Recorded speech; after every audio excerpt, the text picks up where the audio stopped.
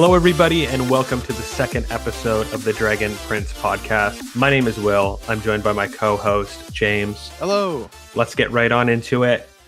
We just want to begin off the top of the show thanking the community for giving us a very warm welcome. We were very successful with our very first episode. The outcry support from the fans, the community, and a lot of the people that make this show have been super supportive of the podcast, and we just want to say thank you. It's very touching to see the outpouring of support from all around. And it's just about us talking about something we like. It's very nice to be welcomed with open arms. For sure, 100%.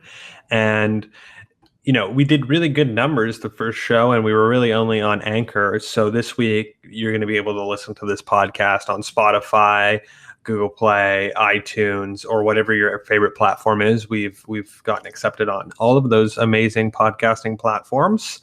And this week, I think we're really going to dive in deeper into the show. If you missed episode 1, we really were just taking a look at the overall knowledge that we knew about the show prior to Comic-Con. We also did a reaction panel afterwards with some people, with our guest from Twitter, the Dragon Prince fam. James here. We went over some of the details that we found out from Comic-Con. But this week, I think we want to go a little bit deeper into those details, talk about the show, the world building, the lore, and everything that we kind of know at this point. So anybody who's listening that's kind of confused about some of the characters or what's going on are really kind of clear as we get closer and closer to the show airing in September.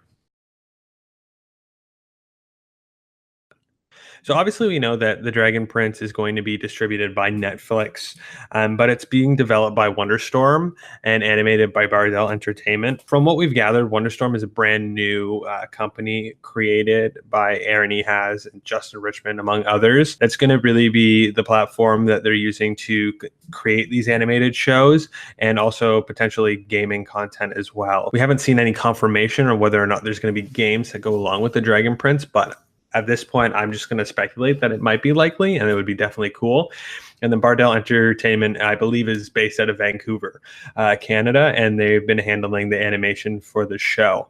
And we also know that the first season will premiere on Netflix, September 14th, 2018. The show definitely will be out in one big block. It's not week to week, so you'll be able to binge watch the entire show. And we also, we've got a couple bit of promotional taglines, which is pretty interesting. Destiny is the book you write yourself, which I think is a great tagline for an adventure story about people trying to save a warring land. 3 young people writing their own destiny. It kind of follows the same lines as every fantasy that you watch, like Star Wars. Luke writes his own destiny. Harry Potter, Harry is forging out on his own, writing his own destiny.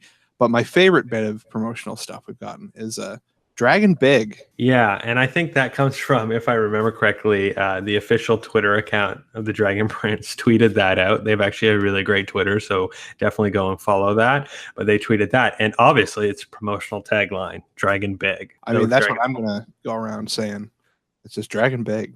Exactly. And we also know that the show is officially rated TV Y7, so it is for children, and it also includes fantasy violence, and that's why it has that rating. James Avatar was also rated TV 7, so yeah, don't knock it because it's rated for children. It'll have it's with the same people that had deeper themes within it that is laced for adults. James, since you know a little bit more about animation and things like that, can you really walk us through what type of animation they're using for the show and kind of some of the influences that they had when making it? Yeah, its animation style is cell shaded CG, which is it's different from what we've seen before from them, like with Avatar, but it's not too different and too obscure that people won't enjoy it.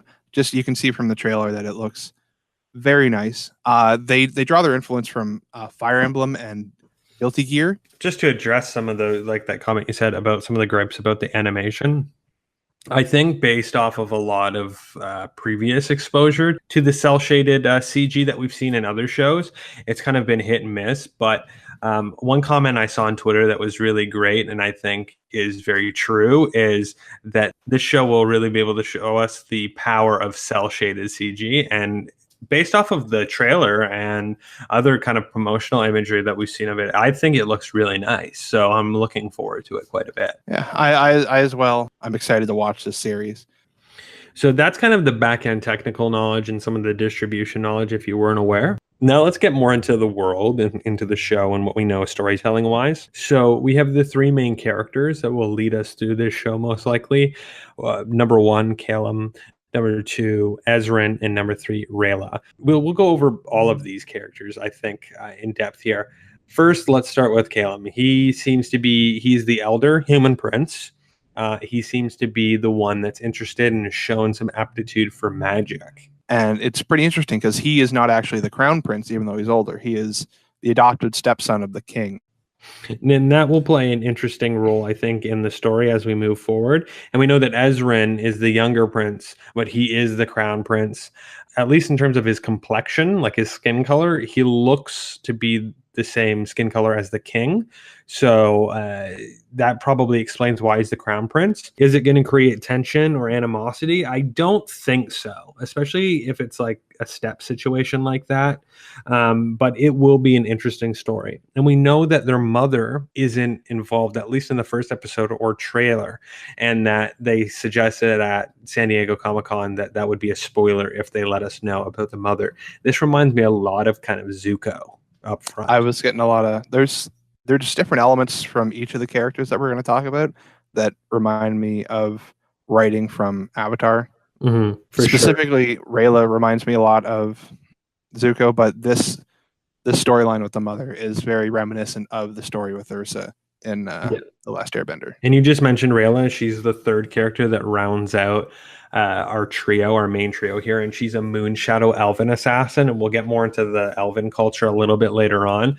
But just to drop in, we did a Twitter poll with the three main characters who they are most excited to see, and Rayla definitely took it away with the largest vote. And James and I said at the end of last episode who we were looking forward to, and it was Rayla, and I think that's still the case, and I think people are really excited to see her character. Yeah, without a doubt. Like I said in the last one, it's like a different view on the world that we're going to see from her point, because we have the two humans that will most likely be taking up most of the screen time, but then we'll get Rayla's perspective, hopefully shake it up and give us a different perspective and grow our world, and so on and so on and so on. And now to get into the geography of the show, we know that that's going to play an important role because based off of the early synopsis, there is tension, and you can see it in the first episode as well, between the humans and the elves and the dragons. In terms of the geography, the world is called, I'll take a stab, Zadia? What do you think it is?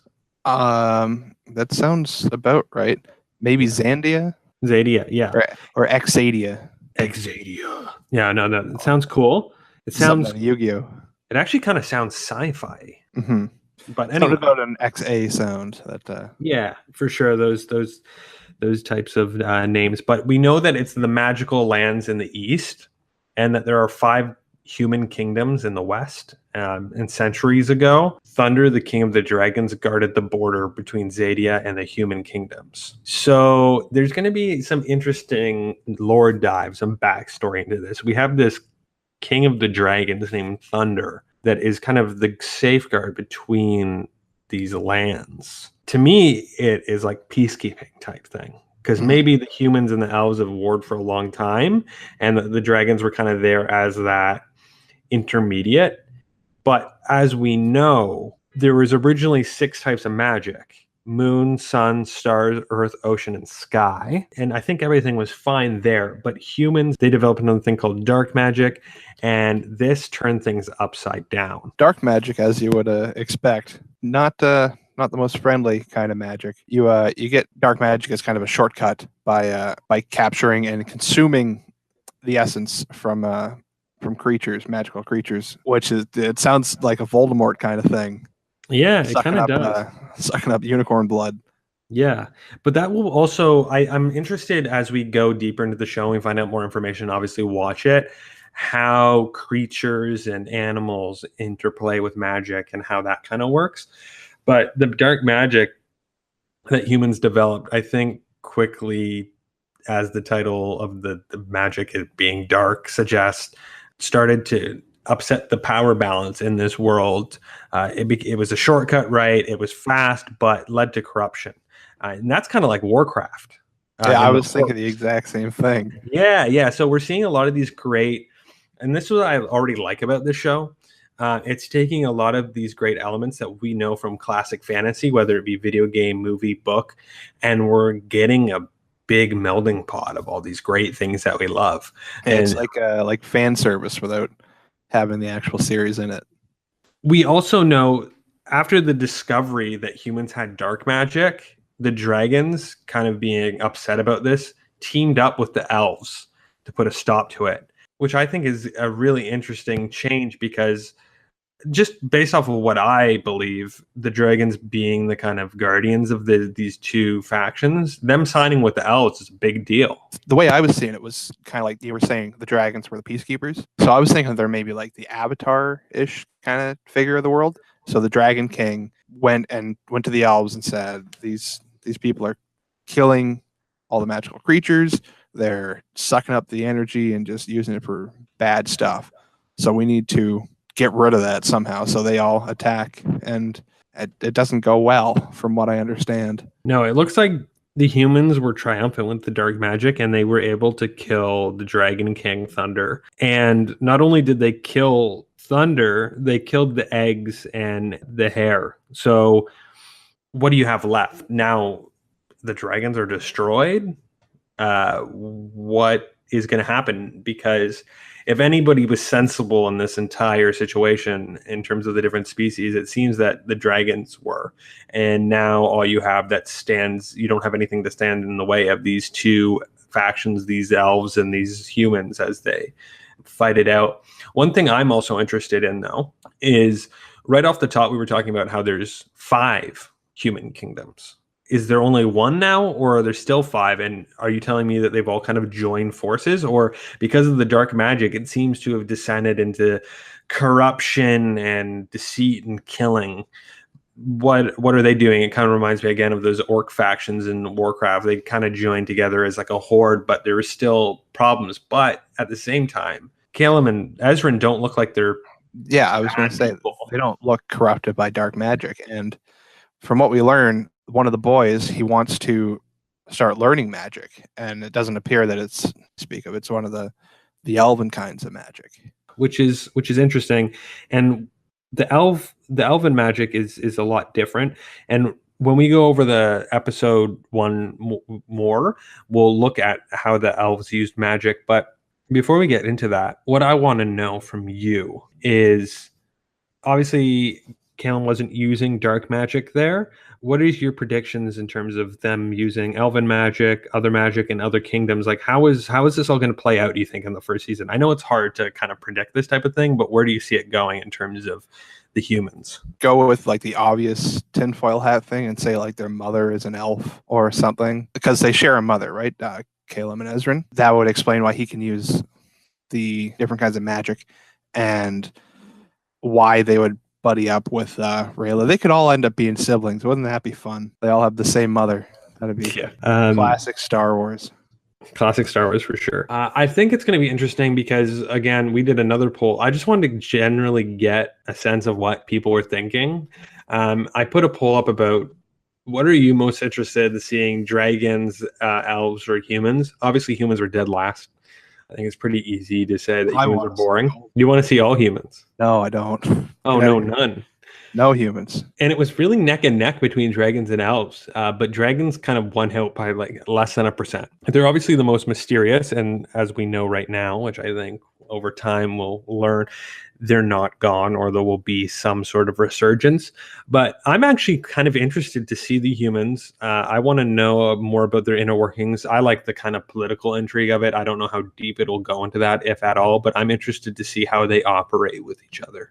It'll be different. It'll be kind of like do you remember the book Aragon from way back? They had a whole lot of like communities with humans and elves and dragons and all that stuff, and I could see some parallels that they're drawing with this. I don't know if it's an actual influence from them, but it would be interesting to see the boys go into the elven world and learn about their culture, and then have Rayla come into the human world and learn their culture. Kind of like when Aang and Katara and all them went to Ba Sing Se and got the first experience of the Earth Kingdom culture. Yeah, no, that's for sure. And you brought up an interesting point there. Because there was a divide between these lands, do you think there are going to be like slums in between where like these races intermingle and everybody's kind of seedy? I think that would be cool. It'll either be like that or it'll be no man's land because of a war. There's probably, I would assume it hasn't been too peachy since they killed the Dragon King. If they're sending elven assassins in to a royal palace, I would think that the two factions don't get along too well. Right. And it's a racial thing too, not just like a politic, government, regional kingdom type thing. It'll be interesting in a politics kind of way. Like, I won't go down the Game of Thrones route too far, I don't think, but we'll get some sort of, maybe the king of the humans and the king of the elves will go at it. It could be interesting as kind of a device to talk about race. You know, they did talk about the show going into topics of, you know, ethnicity and things like that. I don't know how far they'll go, but it could be a good way to talk about these things in a kind of more fantasy type way. So it's not as real, but are still teaching the same messaging about, you know, acceptance and things like that. But I don't want to go too far down that road just yet because we don't know enough. Let's go into episode 1. Which is spoiler. So if you don't want to hear more about that, definitely don't listen. But I think we've spoiled enough at this point. The first episode, it's from what we know, it's called Book 1, Moon, Episode 1, Echoes of War. So as the title suggests, it's very similar to another show we know. Hey, that's weird. And also, weirdly enough, there are 6 kinds of elven magic and dark magic added onto that, so 7. Do you think we'll get 7 books like we did with I guess we didn't get all 4 elements from the first season or for the first series of Avatar, but we got air in the end of it by getting to Korra. Yeah. And hey, 7 seasons of this show would be great. Don't get me wrong. But yeah, that's just a nice little tidbit there. I do like that naming type convention. The idea that it's a book, you know, that it's its own series, but it's part of something, you know. But I think what the first episode does really well as we get into it here is it really sets up some of our main characters well. So right off the beginning, we have Ezran, and he's scared of thunderstorms. And he likes to steal treats from the local baker, play with his pet glow toad named Bait. So the internet has really taken on to Bait quite a bit. You've seen some artwork of him, and Bait is kind of like your Momo, you know, your pet, your Chewbacca, whatever it may be. What are you thinking so far of Ezran in this moment, this initial moment? It's not too much to go on, but you can see that he's a playful guy, and he likes to steal things, even though he's a prince. So he's got like that roguish thing going on. He reminds me of Aladdin a lot. Yeah, he's a little kid. His monkey and everything going around stealing. But it's, you know, it's a good enough intro to a character that I'm sure I'm going to love. Yeah, why is he scared of thunderstorms? I don't know if I'm digging too deep into there, but that could lead into something that we don't know about. He is really young. He is playing with the toad. He is the crown prince. And we're also introduced to Callum, who's older, who's not the crown prince. He's the stepson. So that they're half brothers. And we also are kind of introduced at this point, like I said at the beginning, the condition of the whereabouts of their mother is kind of not known. And the king and Ezran seem to be the same complexion. So we'll get more into that, obviously, as the show goes on. We're also introduced to a royal guard. Nobody really caught his name. It's something like Soren or Zoran.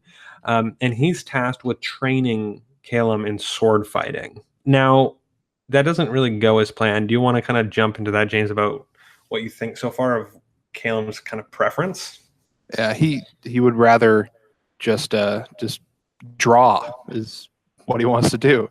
Yeah. And then he meets the sister of this guard named Claudia, and Claudia appears to have, or Callum appears to have a crush on Claudia. So they're charged with sparring, and they go easy on each other.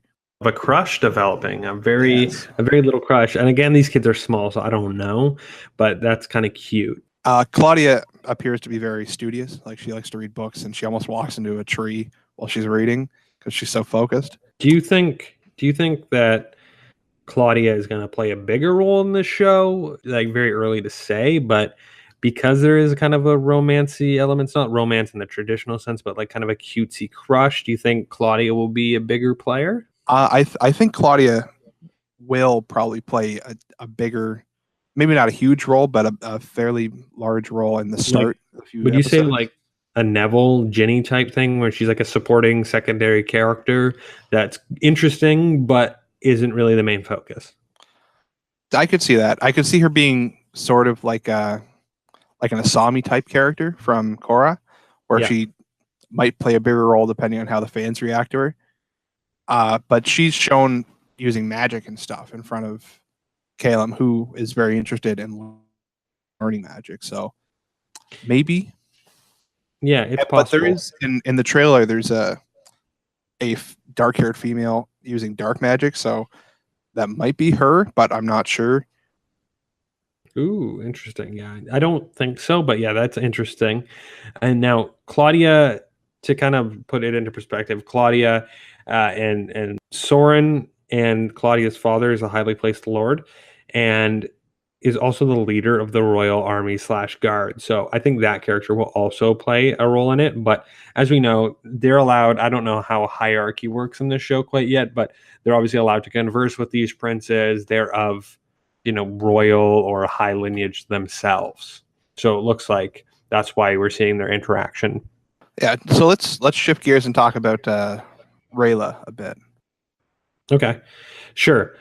With Rayla, we know that she's a member of the Moon Shadow Elves, and their defining characteristic is white hair and dark horns. I'm assuming, kind of like other fantasy, there are different types of like clans or groups of elves, maybe, since we have such a distinctive name for this grouping, and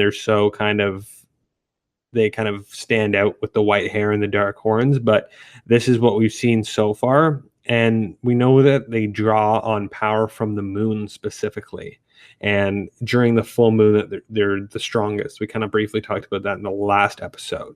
What do you think about the kind of magic we're working with in the elves and how it's kind of different than the humans? It's interesting that the elves draw their powers from different aspects of the world. Like the Moon Shadow Elves, they draw it from the moon, assuming there's a star shadow elf, they'll draw it from the stars, so on and so forth. Yeah. And they all appear to have different magical powers, per se, or abilities. The Moon Shadow Elves they can cloak. That's pretty interesting. That would explain why Rayla is an assassin too. I have a question for you. Going back to the different number of magic types we have at 6 and the descriptors of those, like the sun and the moon and the sky and things like that. What about the idea that I'm thinking that the elves were originally responsible for magic? Okay. And it kind of makes sense. We know that we have moon shadow elves, so it wouldn't be much of a stretch to suggest that other elves are named after kind of these different magic types, and they kind of taught humans magic. What do you think of that possibility? I can definitely see that.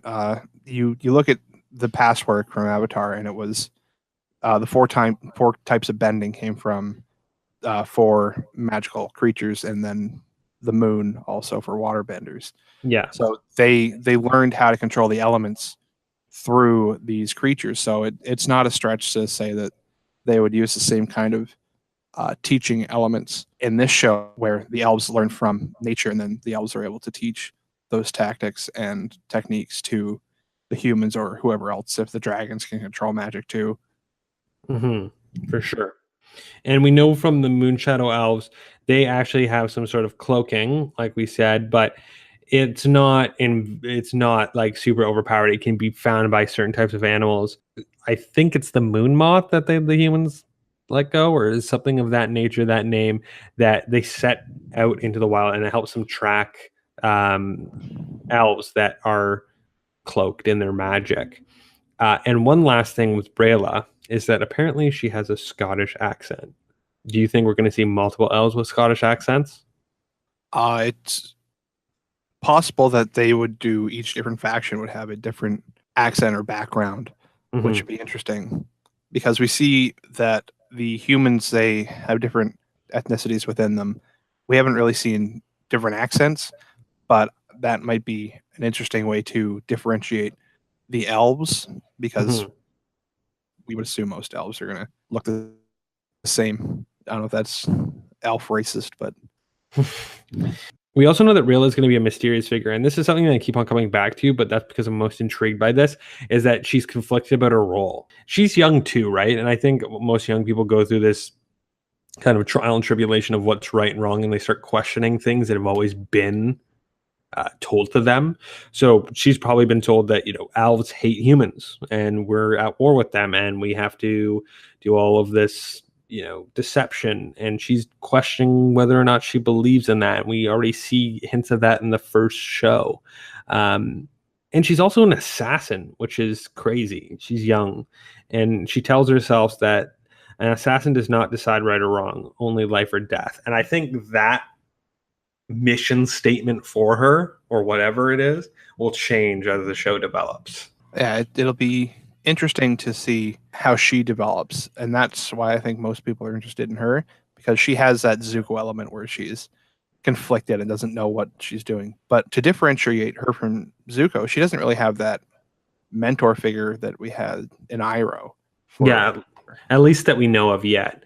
I'm assuming that we're going to also be introduced to other Elven characters and maybe build it out. I know that they announced another elf that we see, Runan, I think that's how you pronounce his name, and that'll be an interesting character moving forward. To talk about more about what the elves are planning, and especially in this first episode, the elves are staging an attack on the castle in which Callum and Ezran live in. Which is very interesting. And this leads the king to decide that they need to move the kids for their own safety. And I believe they say they're sending them to their winter home. So that will be great too, because we've seen this setting and I'm assuming we'll probably be back at it, but we're also already traveling to somewhere else. And we're brought back to two of our characters that we looked at, the Soren Zoran character, the sword master, and Claudia. And they're ordered by their father to stop the assassins, which is crazy. Now, what does Caleb do here? What do you think of his kind of attempt at trying to help? He's young. He's a young kid, and he doesn't really know what he's doing yet.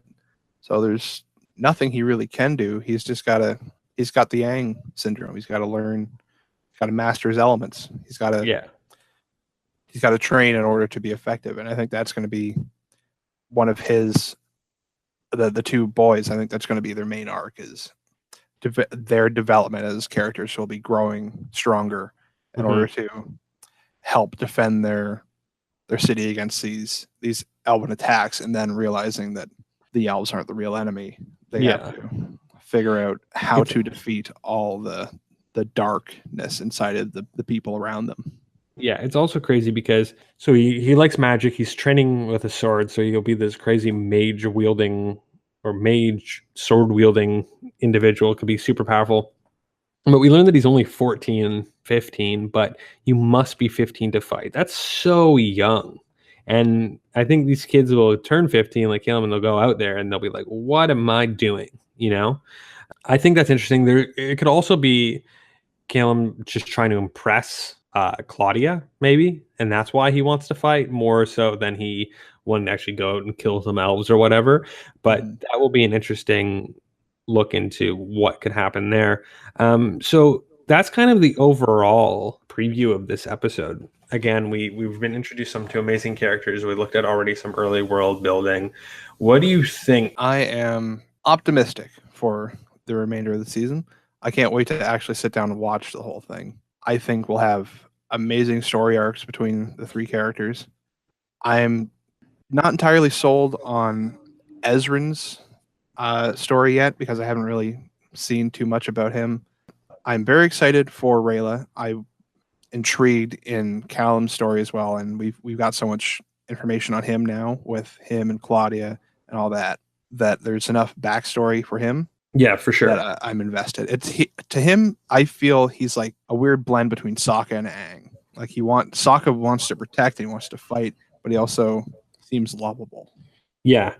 And what's great is like we're trying to be very speculative here and try to put fill in a lot of blanks, and that's obviously going to change over time. So it'll be interesting to see in a few months where we were here and where we're going to be, and how wrong or right we were about certain things.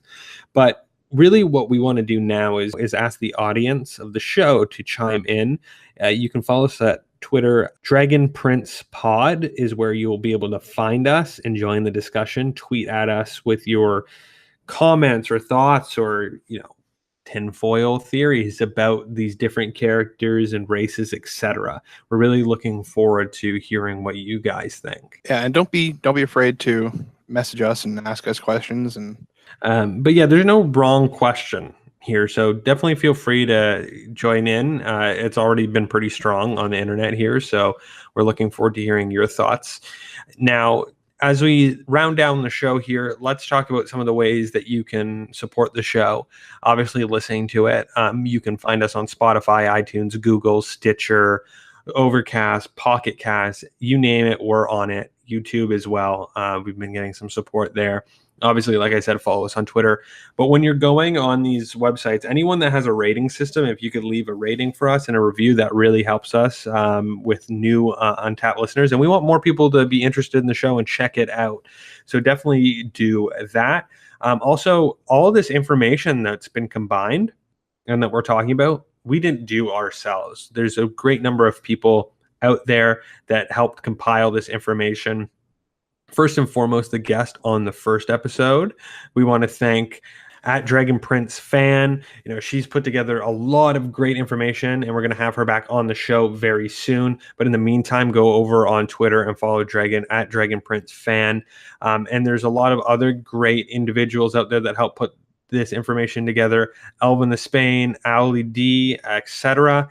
And also, we're all about promoting each other. So there's Mundo Avatar. If you're Spanish Portuguese, you can listen to a lot of their content and on their Twitter feed as well. So it's been super fun so far, as we're really just at the beginning of this show, and it's going to grow and get bigger, and we're going to be able to talk to some amazing people. Don't you worry. We're really looking forward to what happens next. Yeah, I'm like I said before, I'm very thankful for the support that we have. And I look forward to sharing this wonderful show with everyone here.